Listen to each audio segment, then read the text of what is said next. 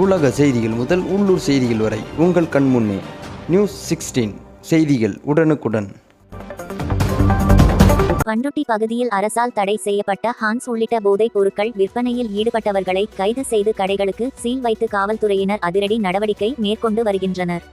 கடலூர் மாவட்டத்தில் அரசால் தடை செய்யப்பட்ட ஹான்ஸ் கூலி உள்ளிட்ட போதைப் பொருட்களின் விற்பனையை தடுக்கும் வகையில் மாவட்ட காவல் கண்காணிப்பாளர் ஜெயக்குமார் அவர்களின் உத்தரவின் பேரில் மாவட்டம் முழுவதும் காவல்துறையினர் பல்வேறு நடவடிக்கைகளை மேற்கொண்டு வருகின்றனர்.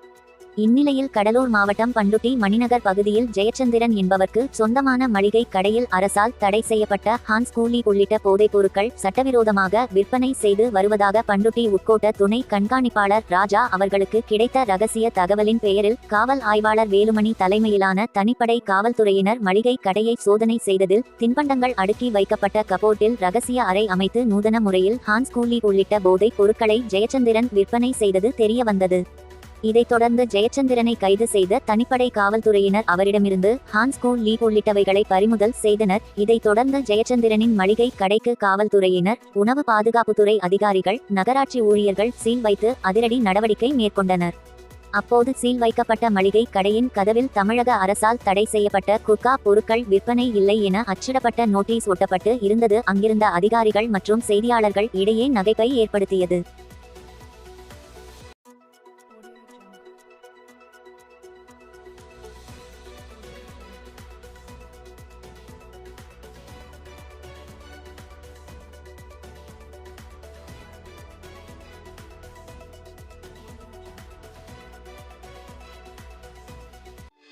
உள்ளூர் செய்திகள் முதல் உலக நிகழ்வுகள் வரை உடனுக்குடன் அறிந்து கொள்ள நியூஸ் 16 சமூக வலைதள பக்கங்களை சப்ஸ்கிரைப் செய்யவும்.